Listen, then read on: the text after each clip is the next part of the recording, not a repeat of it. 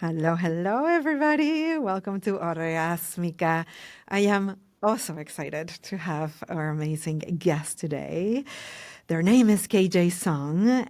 They go by they, them, historic Kink practitioner and candidate for a master's in divinity. I just love that. Exploring Kink as a form of ministry. Welcome to the podcast. Thank you so much. I met you, the Mother Tree, like a couple of years ago. Yeah. Which right now is burned into ashes, and like we all hmm are in so much pain because it was hmm such a beautiful, amazing space that held us during beautiful, beautiful times to so many people in LA. And yeah, I met you there, Raven. Right, I remember like she brought you in because I was in a song circle, delicious, amazing song circles, and then she's like, "Oh my God, I have this amazing person who sings and deliciousness," and I was like, "Okay." And then I think you did a gathering there, and we just Yeah. sang and praised, and it was just magical. It's just magical. Mm. And then I started following your content, which was even more magical because you talk about so many things in so many beautiful ways that I want to talk in this space and give you the space to talk about them because this podcast is so much about sensuality, sexuality, and we have a lot of Spanish speaking community in here, all over Latin America. I'm from Mexico, so that is kind of my community. And the themes of sexuality and the themes of divinity and the themes about church and all of that that have been implemented in my culture in such a different way, and the shift that you bring into this table in such amazing, delicious, beautiful way. I want to definitely honor everything that you say and the way that you say it. And so thank you so much for being in this space. Mm. Oh, absolutely. It's an honor to be here. Thank you for that sweet intro. And I remember that day too. It was July 21st, 2021. I will remember that day and Yeah. at the Mother Tree at Sing Praise. And yeah, what a time. And thank you for that testament to that place that was lost in the fire just a few Yeah. weeks ago. So Yeah. just sending love to that whole Yeah. crew, that whole family of people there. But Yeah. thank you. 100%. 100%. Thank you for that. Mm. I wanted to ask you first how, because also looking and doing a little bit of research on you, you were also a birth doula at some point. Yes. Yes, I was. And so you have lived many, many lives. I Many have. And I love that. And how did you start with singing and the way that you sing, Mm. which is such a praise singing? And what was your relationship between singing and the praise of singing, right? Like Yes. singing praise and the singing in like a choir way, but in such a holistic type of way. How is Mm. that entrance for you into that world? Yeah, thank you. Great question. I love sharing this story because I always love origin stories, and the more I lean into this path with Divinity School and becoming a reverend, the more I just give reverence to my high school days as a kid in the choir. I went to a majority Black high school, so I was surrounded by Black community in the South in North Carolina. And there was a teacher named Miss Glenn who one day out of nowhere, I do not know what compelled her, but she said, "My church's choir is going to have a rehearsal and I think you should come." And I was like, "Okay, sure, fine. I love to sing. That's great." I didn't go to church as a child. I didn't like, I went once or twice to my grandma's church. I didn't like it. It felt stiff. It felt boring. Mhm. But when I got to this church, and Miss Glenn was a Black woman, when I got to her church, I was the only white person in the room. And I felt very honored. I was very touched by that alone. And the gospel music, the singing, praise, and worship in the tradition of the Black church specifically, touched my spirit so deeply. And I remember crying my eyes out. I remember just the harmonies, the sound, the level of presence and soul in the room really touched my 15-year-old heart. And I Mm. thought, oh, this is God. This is what people are talking about. I'd heard my grandma talk about it. I heard my friends talk about it in their more like conservative youth groups, and I never really felt it in my body. But at that rehearsal, I felt it in my body in a way that I never had. And from there, I became so fascinated with and curious about gospel, about the lineage of that music and where it comes from. It has a very long, in so many ways, painful Mhm. history. Mhm. And it's also a history of joy and resilience. So I Mm. started attending different Black churches as a teenager and in my 20s and really studied the way of praise and worship that I saw in those spaces that I did not see at white churches, that was very welcoming of grief, welcoming of the whole spectrum, that I didn't see in other spaces. It was like, we can praise and be happy, but Mhm. if you need to cry and like wail, right? That's what I saw in white churches in the South. Right. There wasn't that permission, and the Black churches were like, bring all of it. Yeah. And that felt so right and felt so refreshing. And there's such a multitude of reasons in that are very political, that are very um yeah, multifaceted. But yeah, that was my start, and I just loved being in those rooms. I loved the level of honesty, the level Yeah. of like guttural, like snot bubbles, just letting all of it out. That spoke to me so much. And I've really wanted to carry forth a music ministry that resembles that as much as it can, knowing that I'm not born of that lineage, that Right. obviously as a white person, that's not my place to call what I do gospel, but I'm very much influenced and inspired. Yeah. I Yeah. can tell definitely, and I mean, I had a little bit of an experience because I grew up in Mexico, so I had Mm, never seen that type of workshop before. And then when I came to the U.S., my best friend's from Mississippi, mm, and so I went to the South and I went to a gospel. I mean, it was just like I was like, oh my God, because I got raised in a Catholic, very uh-huh. everything has to be very reverent and everything is very Right. and then you sit and then you kneel and then you stand. And I have so many memories of me and my siblings like having a laughter fit. And it was like, so we were so reprimanded by it. But then Yeah. going into a church that felt very somatic in the way that Yes. you praise with your whole body, right? And you're like Yes. shaking and moving and you stand up and you can sit down and you can get up again. And it's like a very Yeah. somatic way of experiencing praise to whatever it Yes. is that people believe, and with music and with song, and that the song is not because in other religions there's also music. Music is very central to a lot of type of religions and praise in that sense. Hmm. But the way they do it is just like another level of like shaking and moving and shit.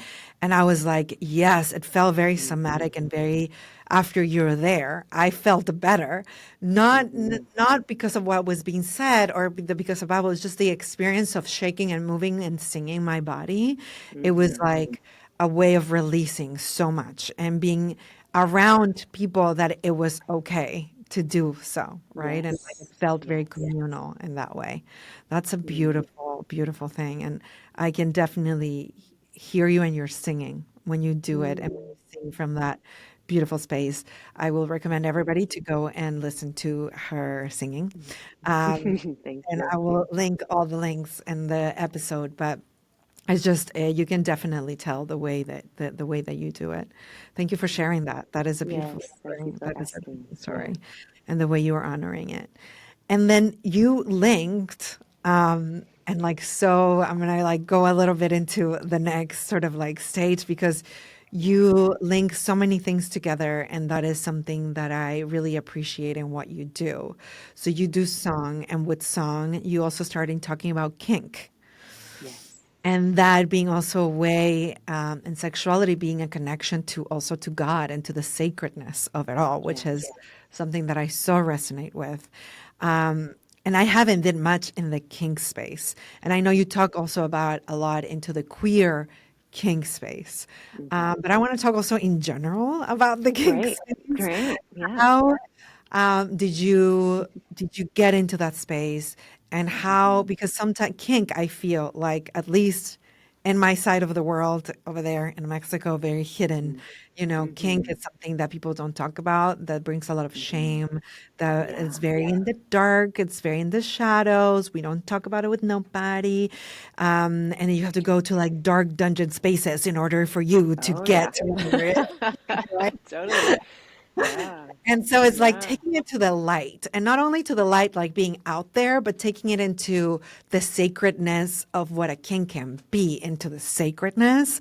That is so beautiful. So talk to us about that. Mm, absolutely. Thank you for sharing that. And yeah, I'll say that I see that in the United States as well. It's very, it's something that I see is very misunderstood. There's a lot of misrepresentation of it in the media, Mm. and there's a very narrow view that I feel is represented. It's this big.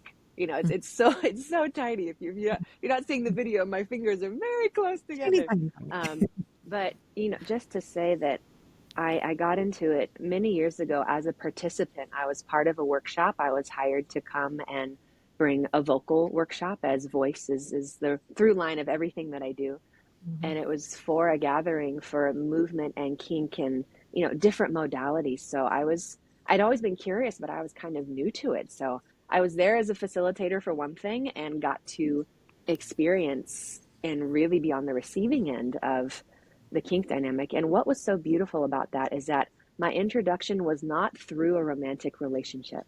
And I Mm. think that that is something that I'm personally very grateful for. I know it's a little more rare, but I'm forever glad for my friends that I got to play with and be in these scenes with. There was no romance between us. We weren't lovers, but we had these different tools, we had these different teachers, and we had each other's willingness and curiosity say, hey, let's explore this. Let's play with a flogger. Let's play with a paddle. Let's see what happens and what comes out. And I really do credit that time and that gathering. It's called Touch and Play. It still happens. They have them all over the world. Love Look it. it up, Touch and Play. They're a really incredible organization.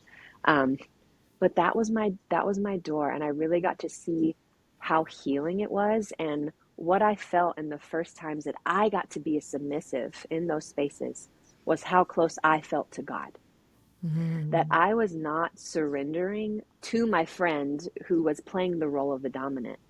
In my body, I was in a state of surrender to who I know God to be. And that was where the connection was made for me. It's like, oh, I'm not whoever is doming me right now, doming me, they are a vessel. Mm. They're being a vessel for spirit to come through so that they can help me access spirit. It's this cycle, it's this beautiful circle that is available. And what I am so passionate about in my own practice now as a professional dominant is to empower my submissives to know that they're not surrendering to me, Mm. they're surrendering to God. That- I'm just helping create a context and a container where they can have that experience in a safe and caring environment. oh my God. So, It's kind of like blowing my mind because mm, I don't think I've ever put it like that together. You know, I yeah. definitely connect with God and sensuality, and I do believe that Mm, whoever I am in relationship with and in sexual intimacy with, I do feel a context of like, okay, this is God, and like and bringing that holy space and bringing that energy all the way mm-hmm. up. But I had never to put it like that with surrendering, and it's also I'm surrendering to God. What do you find in surrendering? Because it's also a Mm, word, right? yeah. That is very. I feel like in this moment, it's like surrender to the thing, surrender to the moment, surrender Right. to It's life. become kind of a buzzword. Yes. Totally. Thank you for bringing that into space. It really is. And I think that precisely that is a reason why I love to facilitate experiences where people have an embodied experience of that state, because Mhm. we're referring to a state when we're talking about that word, and we can theorize about it all we want, but there is something different about experiencing it in real time in one's body. That's where the healing power is, and that's where the link, a lot of Christian spaces talk about, well, just surrender to God's plan. And they kind of, the word is tossed around, right? Mhm. Just like, Mhm. well, submit to God, surrender to God. I'm like, how can we expect people to do that to the degree that I think God may be asking us if we don't practice. Yeah. We need places to practice that. That's not in our journal, that's not just up in our brains. I Mm-hmm. think a lot more people, I'm going to dare say this, are experiential learners than they give themselves credit for. I think Oh my people God. hide behind, oh, I'm a visual learner. Oh, I'm a this kind of learner. And while I do recognize that there are different learning modalities that work for people, I often think that there is fear and a label of, oh, well, I'm a this type of learner that actually keeps people from experiences that can be healing. Right. Yeah, no, So, you're absolutely right. I mean, because also culturally, we are inclined or, to learn more things from a book or from, when people yeah, constantly yeah, ask me, like, what is Tantra? Can you recommend me a book? And I'm like, yeah, I can, but you're not going to fully understand it until you experience it. And totally. you can read the books because it happened to me when I started getting certified in the tantric world. Yeah, Like, literally reading all the things and the Book of Secrets and like all the things. And then I yeah, was like, this is like intense. Like, I don't know. And then I lived it right in my body. And yes, then I read it and then I got it because it's yes, not something, these type of things, right? Sexuality and connection, truly connection and like the spirit with your body cannot be lived in the head. It cannot be exactly. understood logically because it's an experience. Yeah, And whether we like it or not, we are human. We're here. We're living in a human experience, which means in our bodies. We are yeah, in this body that it gets to experience all these things. But there is this sense of like, just surrender to God, surrender to life, surrender. And I see this word being thrown out, and I was like, mm-hmm. and everybody's just like now wanting to surrender from their head, and I'm Yeah, just like, I don't yeah, think that's what surrender, ex- because everybody wants to be in control, and so it's really hard. It's that, really hard to yeah, do that because we are taught. I mean, especially as like women body, and I'm talking about my own body, my own yeah, experience as a woman body with big tits and big hips and all the things. It is. I was taught from a very young age to really control the environment that I was in. Otherwise, I mm, was in danger. Like yeah, I'm a human in danger in the world because I'm always going to be either attacked by words or by actions or by things. And so this act of surrendering was really hard for me because controlled meant survival in kind of a sense, yes, you know? So it's absolutely. so when you come into spaces like where you're talking, I'm assuming a lot of it has to do also about feeling safe in a safety space in order for you to Absolutely. surrender, right? Yeah, and I think that precisely that, thank you so much for bringing that into the space, that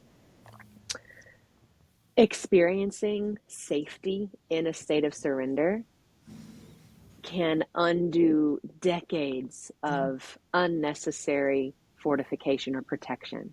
And, as also someone who is conditioned as a woman, I don't identify, but I have, my sex is female. Mhm. I I'm familiar with that kind of protection and that feeling of that need. Like that's very real thing. And what I have found in my experience as a submissive is when I get to have an association of surrender and safety at the same time, that empowers me more than anything. Mhm. That it's not about the dominant having power over. That's not what it is at all.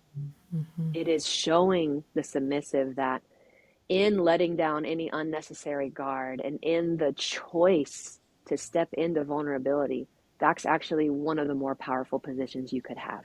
Mm. I feel clearer and more attuned to what I really sense as my deep power, not my what looking good on Instagram, like rah, rah, rah power, like actually quiet, still deep power when I have just been flogged. And that Mm. was such a mind fuck at first. At Yeah. first, I was like, huh, this doesn't make any sense. Like, how do these things go together? And I would not have understood that had I just read about it. We pedestalize academia and reading, and it's really just a distancing. It's a Mm. distancing that we have created to keep ourselves out of our body. And this is, it's so systemic and political how this ties into white supremacy. There's so many layers and places we could go with it. But yeah, that's something. that's really a main factor in why I feel passionate about providing experiences for submissives. Mm-hmm. Um, because that's what it clicks. I've seen it click for so many people when they get it in the body and when they're like, oh, this is what surrender feels like. Mm-hmm. Now I can apply it to other places in my life. I love that. Now, when we talk about king and when we talk about flogging and we talk about those type of tools that Yes. can be used for surrendering, is there a link between pain and surrender? Is there a link Mm, between pain and sacredness and how we experience mm, pleasure through pain? beautiful. Yeah. I love this question. I have no direct answer, but pain is subjective. And Mm-hmm. that's really a practice grounds for me when I'm flogged to see how I can in my own mind and consciousness experience where to what extent can I choose for it to be pleasurable? Mm-hmm. On what days is that easier than others? Mm-hmm. On what part of my cycle is that easier than others? And there's it yeah, there I don't know what to say about that other than there is totally a link and it's something that I'm continually exploring. And impact play is just one small subsect of kink, right? It's one that I personally really love and align with. I love intensity. I love intense sensation. And really, that's what it boils down to. It's not so much a matter of pain or pleasure. It's just like it's raw sensation. My interpretation of it is what I get to see how much in choice I am. Mm-hmm. Mm-hmm. And that's where, a sub gets to feel their own agency. Mm-hmm. And it's not an immediate label of, ouch, that hurts. It's like, okay, wow, I'm experiencing this really intense sensation. Huh. Even if there's a half second of a pause of, can I find enjoyment in this? Yeah. Can the intensity of this bring something out of me that maybe has been suppressed for a while? For me, that's the real pleasure of it, is when I have a release or a catharsis from being flogged on the back of my heart. I think of the energetics of it, like if there's been stuckness or calcification in my heart chakra, when Mm-hmm. I get flogged on the back of my heart, it gets it out Mm-hmm. in a way that nothing else does. And then the emotions move and I'll sob and I'll cry and I'll make sounds. And then it's like, oh, that was keeping me from hearing God better. And now that that is gone, I'm more in tune with them. Mm-hmm. And that's my priority. That's, the more I can be in tune, I say, with that radio signal or with that relationship, Mm-hmm. then I'm just in deeper and more intimacy with God. That's amazing.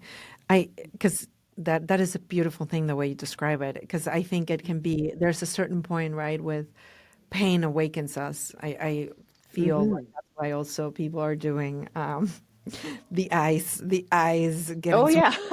that's painful, but it's Totally. like waking themselves up into their bodies in a sense.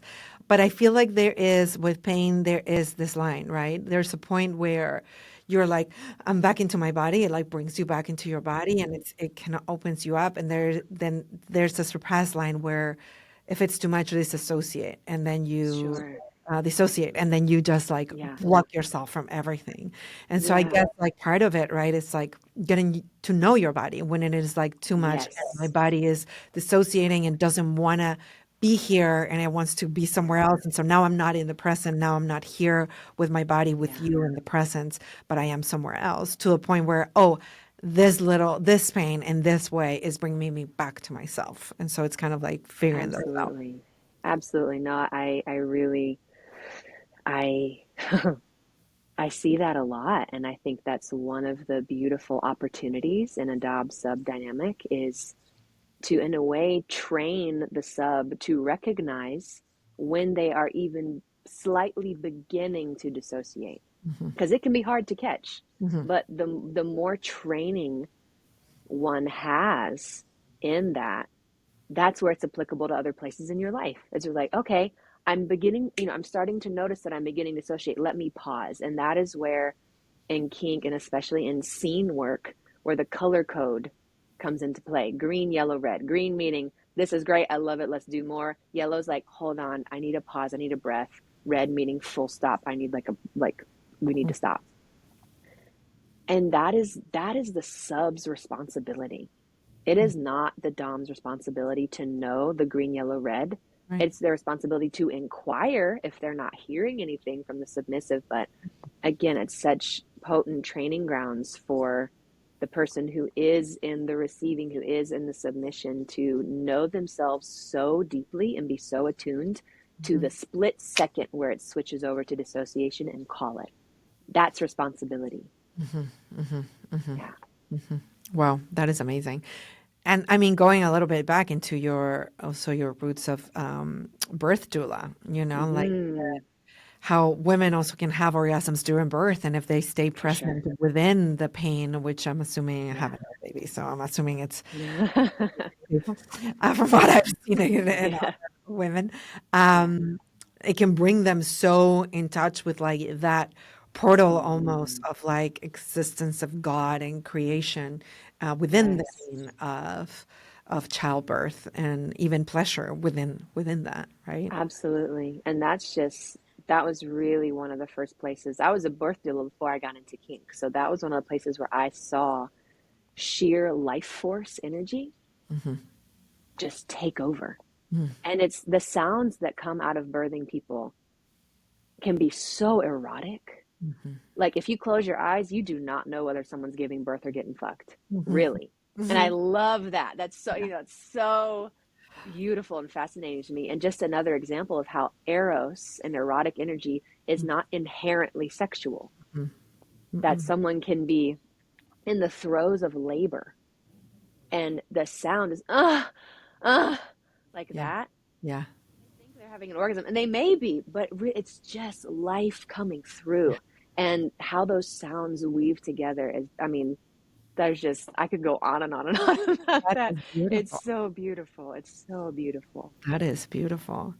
What is Hmm. one thing that people misunderstand and that you would like to clarify about kink? Oh, thank you. There's so many things. I think one, yeah, one of the main things that I see is that people think you have to have a certain aesthetic for it to count. That Mm, like a dom has to wear leather, they have to have they have to wear high heels, right. that you have to go to a dungeon. It has to look like this. The lighting has to look like this. And that is just so, again, such a small sliver of what's possible. Mhm.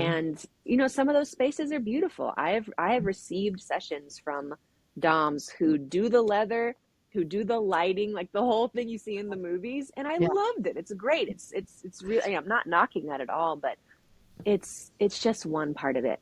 And Mm, that's something that I would love for people to know. And what I prioritize in my practice is, hey, I work out of a temple space. mhm. We do sessions in the middle of the day. I'm Right. wearing my sweatpants, Right. Right. and it's so much less about how it looks Mhm. than about the presence and about the exchange. Mhm. And Mhm. that is, the optics are one thing, and that can be a really fun part of it. Yeah. Sometimes Dressing up. doing the dressing up is great. Again, like there's nothing wrong with that, but it's not the only way. It's Yeah. not the only way to enjoy it. And I know you asked for one, I'm going to give you another. I alluded to this earlier, but want to just reiterate that you do not have to be in a partnership or a romantic relationship to experience kink. There are providers like myself, there are practitioners who do this and really approach it as a form of body work. It's Yeah. just that it's taboo that has people feel ashamed or has people feel like, oh, well, I can't go looking for this. And I really want to encourage people to know that yes, you can. And there are providers and practitioners who are deeply studied, who are deeply integral, and Mm. who can help you. And without the mess of a romantic relationship, sometimes I think it's more appropriate to explore these places with someone that you're not engaged with in that way, because there can be baggage, there can be mess. It Yeah. can be really beautiful. Yeah.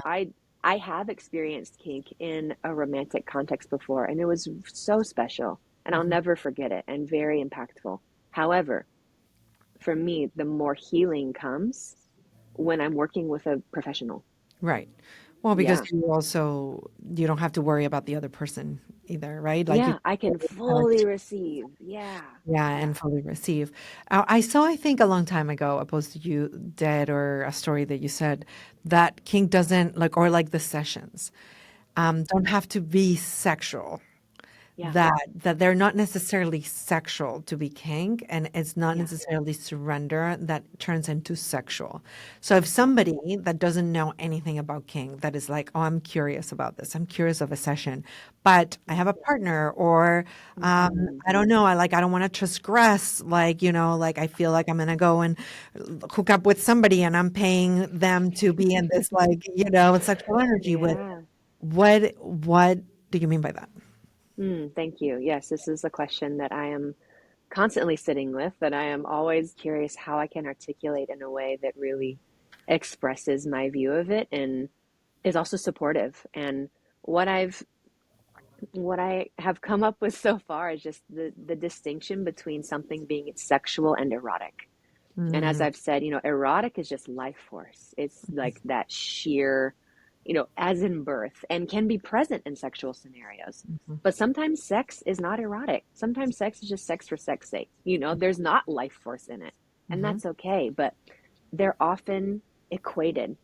People think they're the same thing, and they're really not. mhm, So mhm. to be in an erotic space, you can feel turn on, you can feel aroused, but the impetus is on your own experience of running that current within your body. It's not about an exchange. Yeah. When it becomes about the exchange, I'm not one who thinks that, oh, well, it only counts as sex if there's genitals involved. No, you can define sex in a million different ways, Oh, right? yeah. But it's more about the dynamic and the consent that goes into that dynamic. Yeah. So, Yeah. energy sex is a real thing, Mhm, right? mhm. That counts. And so if someone had a partner, I think it would be important for them, if they were interested in exploring kink, to say, "Hey, how are you okay with me experiencing, energetic sex? No genitals, not even body touch. Like, does that feel threatening? Does that feel available?" There's so much nuance here. Mhm, But mhm. ultimately, I feel that having that distinction and knowing that, for me as a practitioner, what I am facilitating is someone experience their own turn on Yeah, their own within themselves. Yeah. right. It's not about me.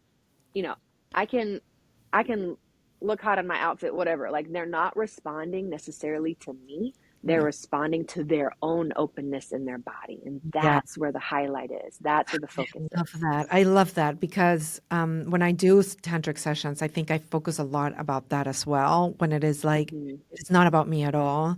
It is Yeah. about you. I'm a safe space for you to explore your own sexual energy and for you to be in Yes. touch with that. So I'm creating this Yeah. space for you to do it, but this is you and with yourself. And Precisely. because I have to make the distinction of like, it's not me that is turning you on, it's the Yeah. space Exactly. that it Right. is Right. that we're creating and that I am responsible for Yeah. helping create, but it is not me as a person, as Virginia, that is like all of a sudden you want to have sex with me because it was not about Mhm. me. It's about your own sexual energy that is coming alive in a safe space, in a sacred space that you Yes. can actually combine that. And that's beautiful. Mm. Yeah. And that in and of itself is something that I think, if more people had an embodied experience of, they would understand and get how it's not threatening, Yeah. how it would not threaten a partnership. Never ever would I want to, come as a threat to a loving partnership. If I could help facilitate one of the parties of that partnership feeling more embodied in themselves, and Hmm. a ripple effect is that they are then more available for their partnership, great. Hmm. I may be able to provide a space for them to explore their eros that they don't feel safe within their Hmm. partnership. Hmm.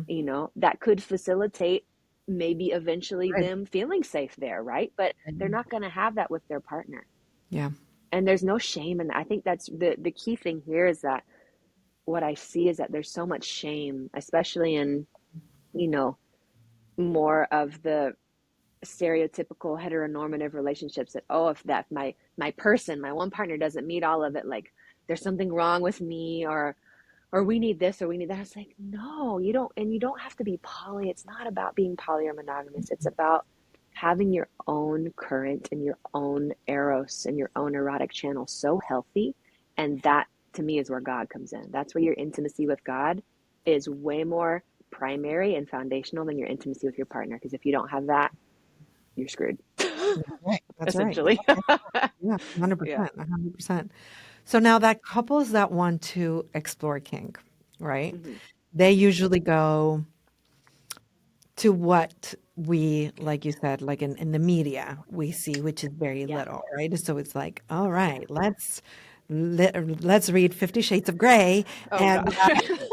and line each other up, and then Oh, God. one is a dominant and one is a da da da, and Oh, God. but like you said, it's a little bit of misrepresented, and then also I want to touch on this because I think for me that was like a beautiful discovery that I was, and a lot of women that I know are very in the masculine energy in their head, in the doing, in the moving, in the this and the that. And even when I do couples courses or things like that, it's hard for a woman to let themselves, right? Like be led Hmm. and just Hmm. be sort of surrendering to sometimes even more so from a male energy, Hmm. from a person, from a man, Hmm. that overtakes that male energy. And so when there's a couple that want to explore kink, but not just like, oh, I want to spice up my relationship. Let me explore kink. Let me tell you, beat each other up. Oh, my Because that's what they God. go Yeah. to first. They're like, okay, like let's, how would they approach a really beautiful and even starting with a conversation of like, Yeah. what can they ask each other to start kink and not Mm. just go from an unconscious place of like, let's just do what 50 Shades of Grey does, but like, let's Totally. start deep conversation about this can be. What kind of Mm. questions should they be asking each Yes. Oh, I love this question. Thank you so much for this. Yes. I would encourage first and foremost to get really into language and their own definitions of some of the more common terms that we see about kink, even the ones that may not be that may be misunderstood, just so they can have context and knowing where one another stands. Because unless you really ask, okay, how would you define kink? What is other? your relationship to that? Even the word itself, Mm-hmm. that could be a whole hour long conversation. Um, and from there, there's so many words that I think could be beneficial to get clear on how the other partner relates to that word. What's your relationship with control? The word control. What's your relationship with the word submission? What comes to mind when you think of the word dominance? There may be a lot of overlap. They may be on the same page. They may not be. And it's not necessarily the fact that they have to be on the same page for it to work. No, I think some of the most fruitful explorations could come if they're not on the same page. And that is where I would encourage to work with a professional, to work with someone who has more of the skill set. I do see it a lot, this tendency to think, oh, 50 Shades of Grey, let's look on YouTube how to do it. And I understand the desire, the impulse, because it is so intriguing and such a beautiful thing to explore. And I encourage people to just slow down and take it a beat at a time, take it a step at a time. What do I think about these words? Hmm. How how would I think if I were the dominant? Like what if it was, what if the roles were flipped? How might you feel if you were submissive, though you identify more as a dominant in your personal life or just how you go about the world and your day? I think that would be a really fruitful place to start. And from there, yeah, not going too fast, I think is really the key when it Yeah, comes to this. yeah, Yeah. And especially if doing research or wanting to go to a play party or go to a dungeon to get to know a little more about the facilitators of the space or the founders before going in blind. I really think that's important. There's a lot of people who claim to be in this work and, I'm sure have the best of intentions, but are not experienced facilitators and unfortunately do not have what they would need to provide a foundational framework for a couple that I would trust for them to build on. Yeah. So, Yeah. vet who you're working with. Who are their teachers? Do a little research before just going in blind, especially if, I do encourage couples to not jump straight into kink straight away if they're in a new relationship. Yeah. If like, especially if they don't have experience, like, have your new relationship energy, enjoy it, love Yeah. that part. It's so special, right? It's so Yeah. beautiful. Yeah, it is. Ride the wave of Rush the into new. doing kink, right? Like, take your time, get to know each other, right? I think when explored with that level of patience, the the potential for growth and healing will be so much more Mm. than if you rush in and like look up a shitty YouTube tutorial on how to flog. Oh, yeah, 100%. Yeah.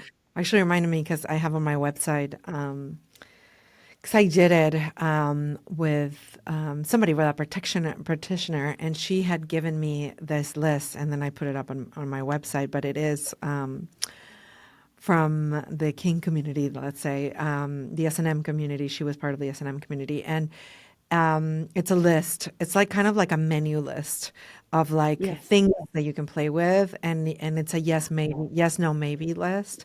And so you Mm-hmm. can print that, and then you can put, and then you do it separately from your partner, and then you come together and you talk about it. Like, this is yes, Totally. this is no. And I always recommend that, like, review that every 6 months, because you might change your Yes. mind about certain things, because we are always evolving in our bodies and our sexuality. And so what I liked yesterday, I might not like today, and Exactly. yeah, Oh, I would love to speak on that a little. I'm so glad that you brought absolutely. that in. That is also something that I think is so contextual within different relationships. So just because my yes, no, maybe list with one partner or person is what it is, does not mean it's the same with another person. So for people who maybe have multiple play partners or different, even a friend they want to explore with and not have it be sexual, I wouldn't want a friend to call me a good girl, Hmm. right? Hmm. That wouldn't do it for me. Hmm. There's one person in my life Hmm. who I feel good about them calling me a good girl. I'm a non-binary person. Hmm. Sometimes I get triggered if people call me a woman, but there is one person where I just melt if Hmm. that's what they say. Right. More often I like being called a good boy. That's great, but it's so contextual. So I I think that there's a tendency in the kink community to assume that our yes no maybes are blanket, that they cover us for whoever or if amount of time. And I really want to caution against that, and that Hmm. it may be so this way with one person and it may be totally different with another person, and as you said, it may be different a couple months down the line.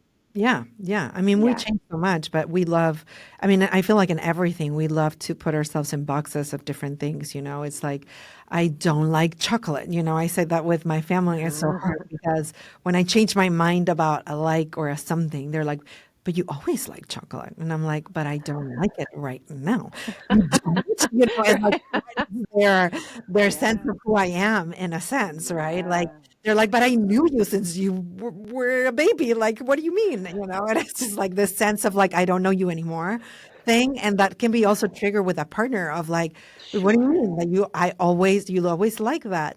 But our bodies change, our hormones change, you know, Hmm. and I can like something and dislike it the next day and like it again the day after, but Yeah. we are so evolving and so ever changing. And like you said, also with our cycles, I am so different in my body and my sexuality from when I'm ovulating to when I'm on my period. I Oh like yeah. so many completely different things sexually, food wise, activity wise. Like I'm a different Yep. person, Night and So day. I Yeah, change same. every single week, you know, Yeah. of my needs and my wants and what I like and what I don't and how I want to be touched and how I don't want to be touched. And it really changes.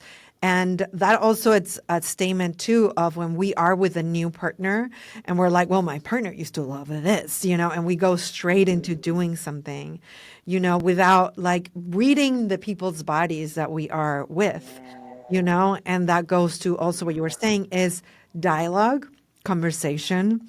It also can be a very sexy thing because I feel like people then go, okay, let's talk about it. Let's put, glasses on, let's sit, let's put a notepad, it's like you can make it sexy, you can make it You sensual, can. You right? totally can. Yeah. Yeah. Sensual and conversation and all that beautiful things. Mm, Oh my God. Thank you so hmm. much for this conversation. I have Yeah. one more question to ask you Great. that Great. I ask every person that comes into the podcast. And Mhm. that is, what is an orgasmic life to you? Oh my gosh. I love this question.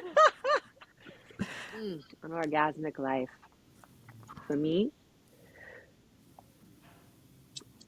is one where God is my primary. Mhm. Yeah. And that orgasm is not just a peak experience. Mhm. That orgasm is a way of orienting to how I go about my day, and that it's not, oh, I have a peak moment and that's the orgasm. That it's like, how can it be drawn out? How can it, and that really requires a presence. And to me, that presence comes from intimacy with God. Mm. Um, I have, full disclosure, I have been coming in my sleep a lot recently. Yeah. Don't know why. Like nothing really big is changing in my external environment.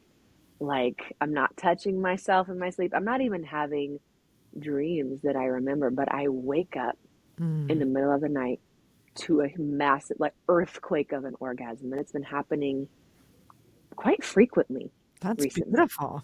Yeah, and I love it. And it's mysterious to me. And also, there's something beautiful about not trying to figure it out. I'm like, is it because this? Is it because I'm starting divinity school soon? Is it, what's going on? Um, maybe an orgasmic life is one where that mystery is just the point. Mm. And part of the fun and the beauty and the pleasure of it is not knowing Yeah. and saying yes anyway. Yeah. Hell yeah. I love that. I Mm, love that because that is an experience of an orgasm, right? It's like mm. we can explain it to people, but it's also has a mysteriousness in its own because you cannot, Yes. right? You You cannot really, can't read about an orgasm. Exactly no, what we were you talking about can't. earlier. You've You got cannot to explain it even if you experience. try to, unless you experience it, you do not know, right? And it has a mysteriousness around it. And that's the through line with praise and worship. That's the through line with birth. That's the through line with the gospel churches that I went to. It's just that level of paying attention, that level of intimacy, that level of mystery. All that's all the same thing. It's Yeah. just all the same thing. Yeah, yeah, it's all tied in. Oh my God. This conversation has been delicious. Thank you so much for Thank you. opening Thank yourself you. up to this and to sharing about this subjects, so many subjects that still very, very underground. And thank you Mhm. for bringing them up to the light, and not just up to the light for people to know about them, but up to with light, with God attached to them, Mhm. and with so much light and divinity attached to it as well, which is, I think, is so important to bring God into these conversations and sacredness into the conversations, and not separated from, but then putting them together. And that is a beautiful thing that you do. And so thank you so much. Thank you. Can you please My tell pleasure, everybody where dear. to Thank you so follow much. you, where they can Sure. find you? Yeah, absolutely.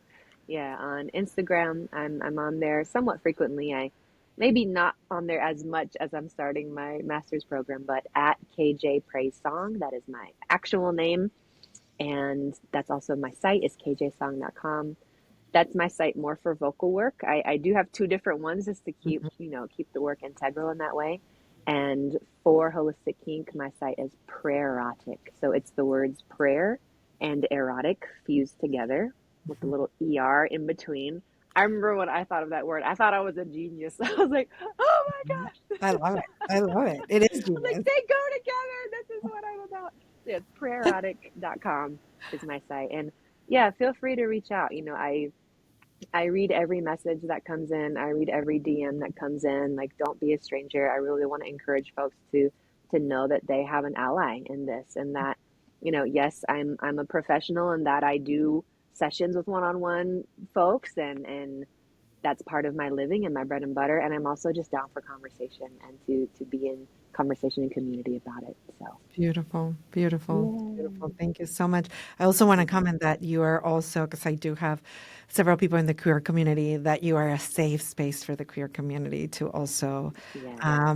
do this type of work, because I know that is a specific type of safety that Yeah. the queer community needs, and you are Hmm. a part of that, a safety space for Thank the queer you. community. So I also wanted to people, Hmm. anybody that is listening to us that is like, oh, I don't know about this space because I Yeah. am non-binary, this, whatever Hmm. is it that you are, there is also Big this. old queer right here. Big old queer. Come on over, everybody. Going over to that space. It's super safe. And thank you so much, AJ. It really means so much to me. Thank you. Thank you. Yeah. Thank you. Have a beautiful day, everybody. And I'll see you next week with the podcast in Spanish. As next week, the episode is in Spanish. I will see you in an episode, the next episode of Orgasmica. Follow us in all the social medias and on YouTube as well. And we are in all the platforms for you to create this amazing community where we can talk about sexual, sensual, and all things healing without any taboos or restrictions. See you next week. Thank you. Thank you. Bye.